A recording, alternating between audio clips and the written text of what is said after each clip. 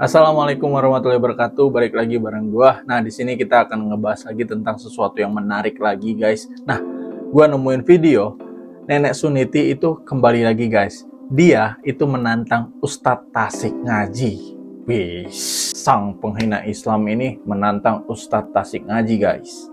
Oke, mungkin kita langsung aja cek videonya ya. Apa sih yang ditantang sama si Nenek Suniti ini ya?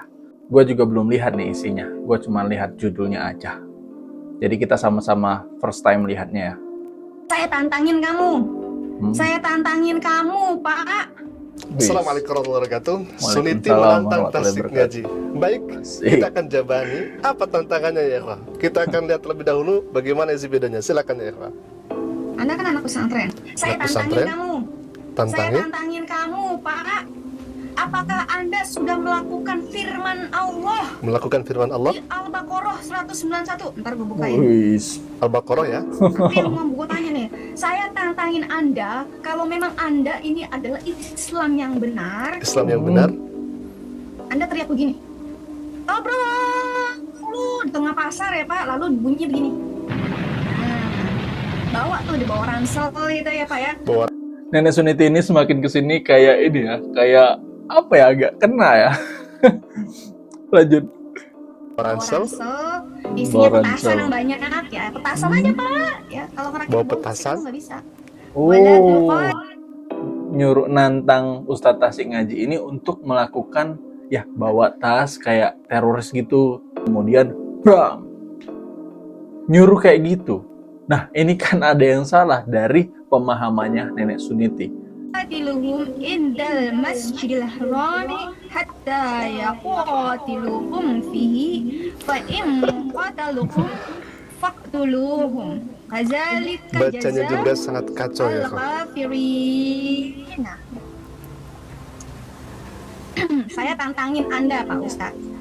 Sudahkah Anda melakukan firman Allah di Al-Baqarah ayat Firman Allah? 191? Baru satu nih yang aku tantang. Belum yang lainnya nih. Ya. Coba apa ya, Pak? Dan BUNUH lah mereka di antara kamu, di mana kamu temui mereka. Udahkah Anda melaksanakan ini? Kalau Anda belum melaksanakan ini, Anda itu kafir. Nah, surat ini tuh sering banget dibawa-bawa sama orang-orang yang ingin menghina Islam ya. Itu sering banget gue iniin di komentar gue juga kadang tuh ada orang yang kasih ayat-ayat ini, dan itu kan sepenggal dan kita nggak bisa sembarang menafsir apa yang tertulis di dalam Al-Quran. Kita tidak bisa menafsir terjemahan tok, dan apalagi ini sepenggal ayat dan ada konteks tertentu untuk ayat ini. Aduh. Suniti, lanjut Pak, jelaskan. Pakai peci doang. Masya Allah, astagfirullah, na'udzubillah min dzalik. Kafir loh. Kalau Anda belum melakukan ini Al-Baqarah nih, surat utama nih ya. Dan bunuhlah mereka di mana kamu di mana kamu temui mereka, dan usir mereka dari mana mereka telah mengusir kamu. Oh, kamu pernah diusir? Hah? Pernah diusir? Kan kelihatan banget dia ini nggak paham ya, dan kocak banget Suniti ini. Dia semarangan banget dalam menafsirkan ya. Oke, lanjut kita dengerin penjelasan Pak Ustadz nih. Itu kayak ya, Pak, Kamu pemikirannya. melarikan diri. Udah belum? Hah? Sudah belum memerangi orang-orang kafir di sekitar kamu? Baik, sahabat Tasik Ngaji, ini sangat menggelitik ya, Pak. Sangat Asli. menggelitik. Sedangkan Sangat kocak. itukah tatkala orang ini menerjemahkan Al-Quranul Karim, kemudian Dangkal banget Pak Ustadz. Asli ini dangkal banget. Memang aduh kacau sih. Lanjut Pak dia Ustadz. baca itu tidak keseluruhan ayatnya, hanya benar. memotong bagian-bagian tertentu saja. Dia tidak mau membaca keseluruhannya karena dia tidak mau menemukan kebenaran, yang pada akhirnya, wahai Anda, mau nggak melakukan firman Allah yang tertera dalam surah Al-Baqarah itu? Dan dia juga nggak paham konteks ya, konteks dari ayat tersebut. Ya, makanya ayat-ayat Al-Quran itu nggak bisa sembarang ditafsir, apalagi hanya sekedar membaca terjemahan itu nggak bisa. Lanjut. Bahwa engkau harus membunuh orang-orang kafir. Kalau tidak membunuh orang kafir, berarti Anda itu menjadi orang kafir. Pertanyaannya kemudian, sedangkan itukah ya ikhwah? Sempat saya berpikir, berarti kalau misalkan orang ini katanya dulunya seorang muslimah, dia keluar dari Islam, artinya orang ini tidak tahu agama Islam itu sendiri. Kenapa? Benar banget, asli benar banget. Dari penjelasannya tadi itu benar banget. Si Suniti ini ketika dia masih muslim kemarin, itu dia tidak paham tentang ajaran Islam. Dan hal ini terlihat banget dari penjelasannya tadi, guys. Lanjut Pak Ustadz.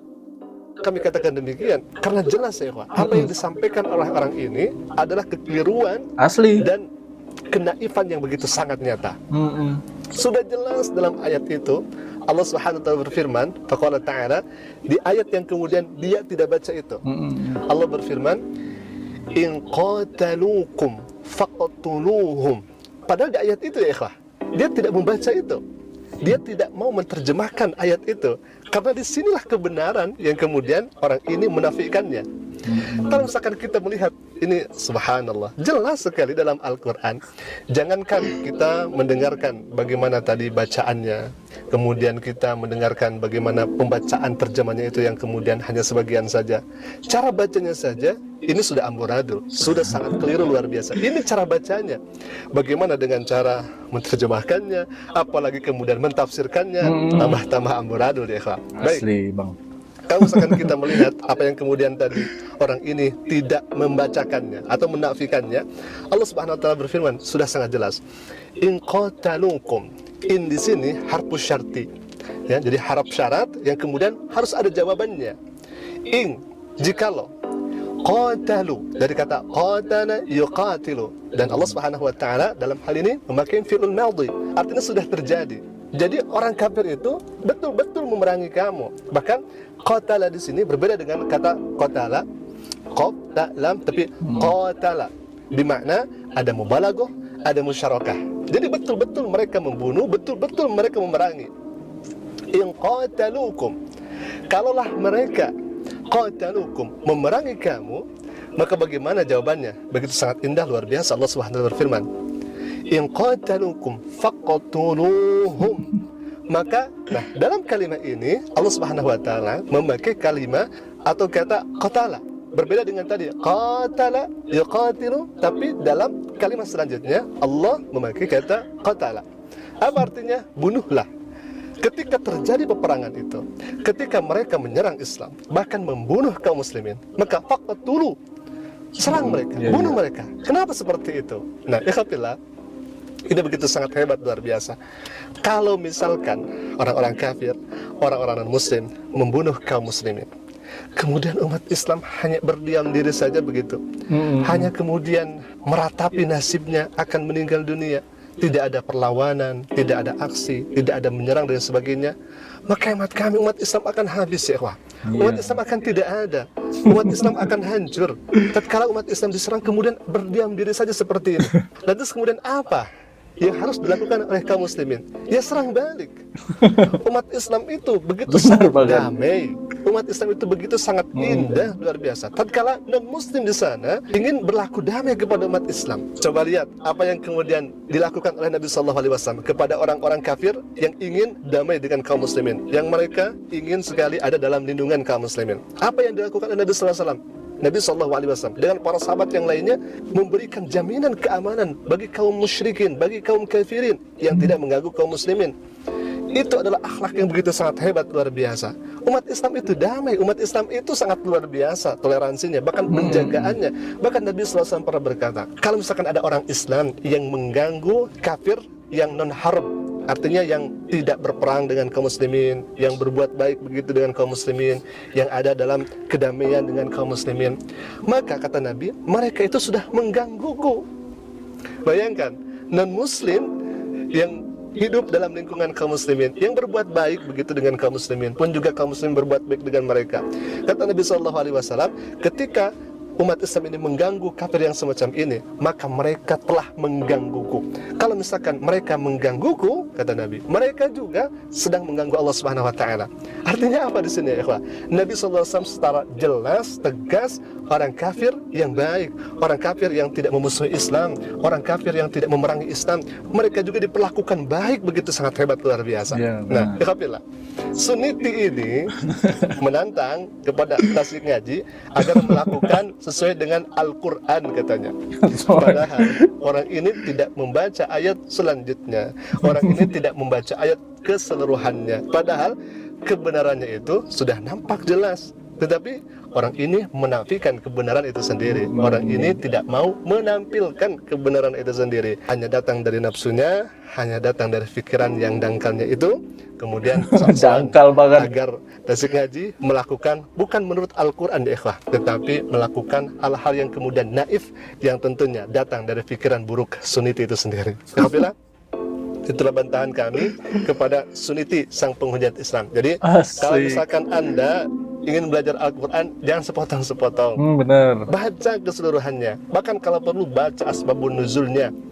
Karena itu jawaban-jawabannya ada di sana. Kami sampaikan, asbabun nuzul itu dari kata sebab. Asbab, penyebab nuzul diturunkan Al-Quranul Karim. Apa sebabnya Al-Quran itu turunkan? Dan kebanyakan ayat-ayat tentang perang itu tatkala terjadi peperangan, ketika kaum musyrikin, kaum kafirin memerangi kepada kaum muslimin, maka di sana diizinkan Allah Subhanahu wa taala untuk berperang. Baca juga asbabun nuzulnya, jangan main potong-potong saja. Nah, jadi itu juga menjawab ya orang-orang yang mungkin yang komentar di komentar video-video gua sebelum-sebelumnya ya, tentang hal yang ditantang oleh Sunniti ini ya.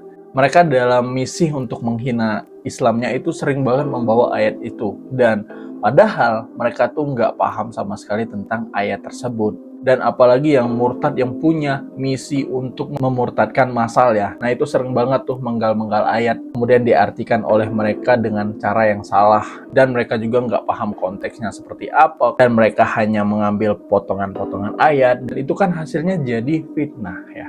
Nah, mungkin untuk orang-orang yang sering bawa-bawa ayat itu ya, di dalam komentar gua ini mungkin adalah jawaban langsung ya, yang mungkin lebih memahami daripada gua ya untuk menjawabnya ya.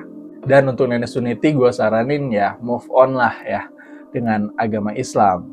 Lu kan udah pindah dari agama Islam, dan move on lah, nggak usah jelek-jelekin Islam terus, karena itu nggak baik sama lu dan nggak baik juga sama agama yang lu pegang sekarang. Karena gue yakin di agama yang lu pegang sekarang juga melarang untuk tidak menghina ajaran agama lain. Gue yakin ya. Tapi gue nggak tahu juga ya kebenarannya seperti apa. Tapi gue hanya meyakini aja hal tersebut ya.